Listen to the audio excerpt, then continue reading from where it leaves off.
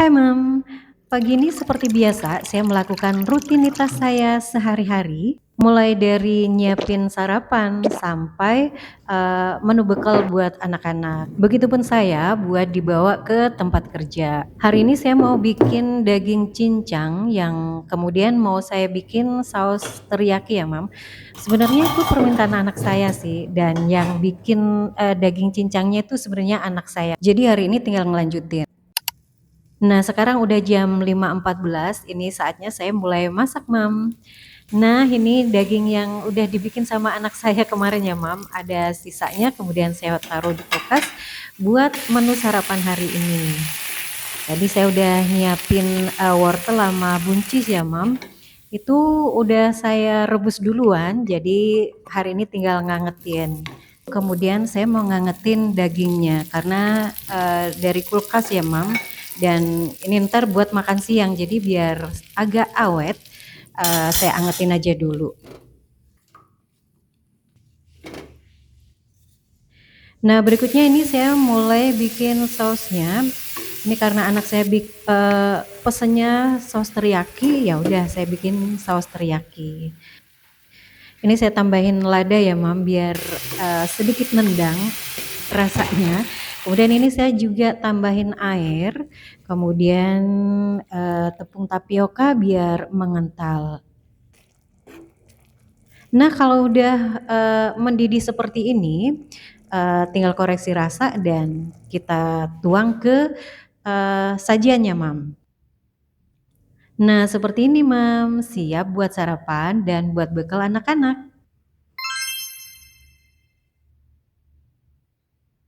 Berikutnya seperti biasa, setelah nyiapin sarapan dan sedikit beberes, saya mulai siap-siap buat berangkat kerja.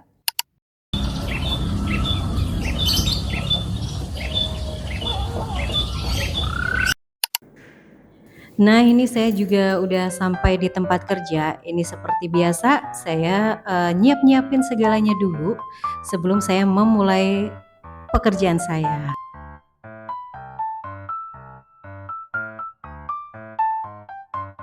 Buat ibu yang bekerja, tetap semangat ya, Mam. Nah, waktunya ngemil nih. Ini udah jam 12, waktunya makan siang.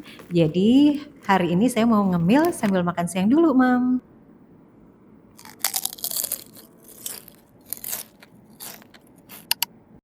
Nah, selesai beraktivitas, kita sharing yuk, Mam.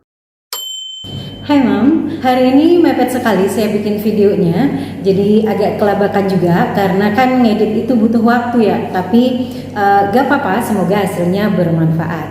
Seperti biasa, sebelumnya saya akan memperkenalkan diri saya dulu bahwa saya adalah seorang ibu rumah tangga dan saya juga seorang karyawan di sebuah perusahaan swasta. Saya tidak memiliki ART, tapi saya bisa jalani semua dengan baik-baik aja. Kalau saya bisa, Mam juga pasti bisa. Menjadi ibu yang berkualitas. Seperti apa sih ibu yang berkualitas itu?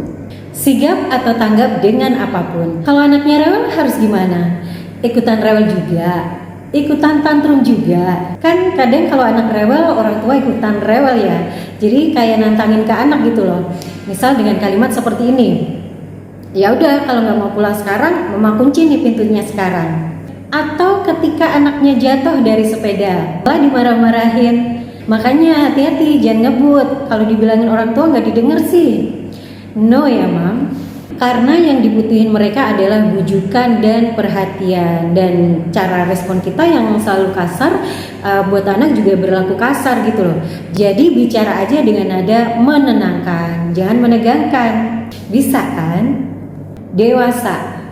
Arti dewasa sebenarnya luas ya, tapi kita persempit aja dengan lebih bisa berpikir matang, terarah, dan benar.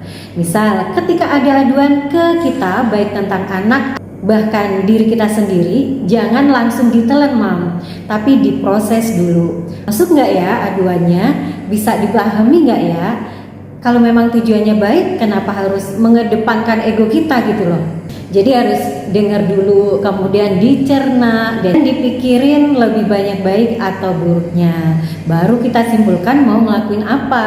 Berikutnya tangguh, gak gampang menyerah oleh keadaan meskipun banyak hal yang menyesakan. Tidak mudah memang menjadi seorang wanita yang menghadapi segala problema kehidupan. Tapi ingat ya Mam, bahwa sebuah gembok tidak pernah dibuat tanpa kunci. Demikianlah Allah tidak akan memberikan masalah tanpa solusi. Karena Allah udah janji bahwa di setiap kesulitan pasti ada kemudahan. Dan Allah itu maha benar, maha tidak ingkar. Jadi bersabarlah dengan kemudahan-kemudahan yang sudah Allah siapkan. Dalam surat Al-Baqarah juga dituliskan bahwa Allah tidak akan menguji hambanya di luar batas kemampuannya. Ini artinya bahwa Allah itu tahu kamu mampu, tapi tinggal gimana kitanya gitu loh. Percaya gak dengan apa yang difirmankan oleh Allah yang berkata ini Allah loh, zat yang maha hak atau maha benar. Masa kita gak percaya sih? Kalau masih ragu atau menyaksikan, mungkin kita perlu menata hati lagi. Menata hati kita kembali untuk menerima, memahami, dan memperdalam ilmu agama kita. Kan sebenarnya Allah itu selalu ada ya, cuman kitanya yang kemana.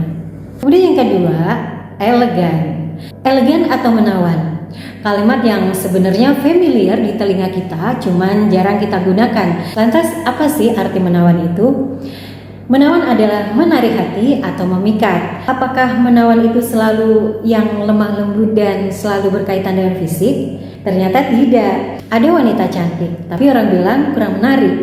Karena cantiknya wanita tidak dilihat dari fisiknya saja, tapi dari hatinya. Cara bertutur kata yang hati-hati dan gak nyinggung perasaan orang lain, gak suka nyindir-nyindir, tapi lebih milih tuh ngomong baik-baik secara langsung agar tidak ada salah paham. Dan bagaimana dia memperlakukan orang-orang di sekitarnya. Ada yang sebenarnya wajahnya biasa, tapi orang bilang menarik karena dia punya inner beauty yang luar biasa. Kemudian yang ketiga, gak gampang julid. Apapun dikomentarin, dikit-dikit dibahas dengan orang lain. Pernah baca kalimat seperti ini nggak? Jika satu jari menunjuk ke arah orang lain, maka 4 jari menunjuk ke diri sendiri. Jadi sebelum menunjuk kesalahan orang lain, sebaiknya koreksilah diri sendiri dulu. Ada 4 jari loh yang menunjuk ke diri kita. Artinya lebih banyak koreksilah diri kita sendiri dulu sebelum mengoreksi kesalahan orang lain. Sebenarnya mengoreksi kesalahan orang lain itu bagus ya kalau disertai dengan niat yang baik. Harus jujur pada diri sendiri dulu. Ketika kita mengoreksi kesalahan orang lain dengan feeling yang gak baik, ada marahnya atau ada bencinya atau ada rasa irinya, lebih baik kita koreksi diri kita sendiri dulu.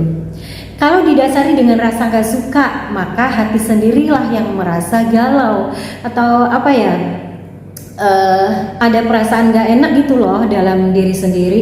Jika selalu kita turuti perasaan-perasaan itu, lama-lama banyak aura negatif nih yang menghampiri kita. Dan kalau saya pernah baca ya, aura negatif bisa merusak rezeki. Rezeki itu gak hanya berupa harta ya Mam, tapi bisa kesehatan, ketenangan pikiran, kemudahan-kemudahan, gitu-gitu Mam.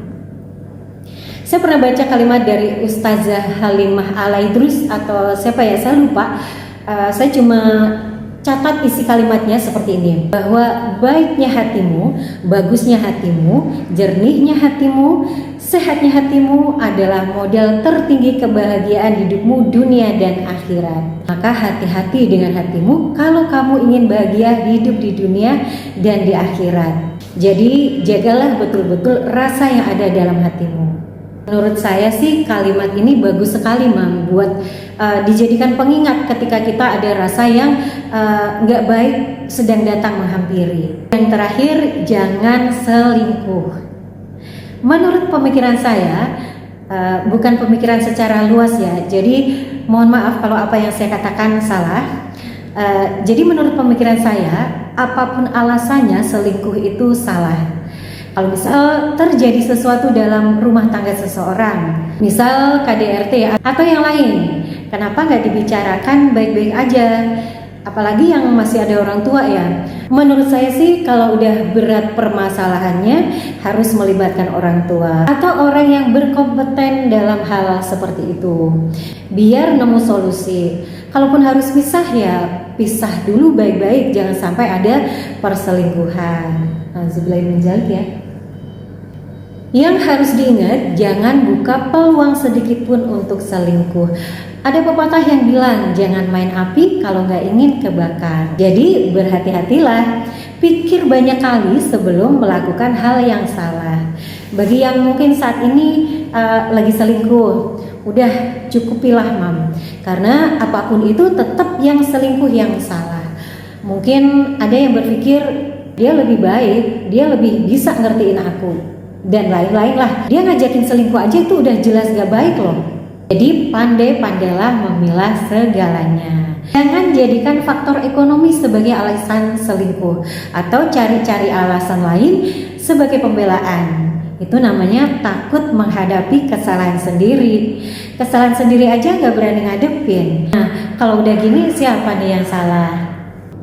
Untuk sharing kali ini cukup ya mam. Mohon maaf apabila ada salah-salah kata. Percayalah bahwa dalam setiap sharing-sharing saya nggak pernah berniat buruk sedikit pun. Tapi saya itu ingin mensupport agar kita itu baik-baik aja dalam segalanya. Bukanlah hal yang mudah bagi wanita untuk menghadapi segala problematika kehidupan. Jadi kurangilah permasalahan agar hidup kita semakin tenang dan bahagia. See you, Mom.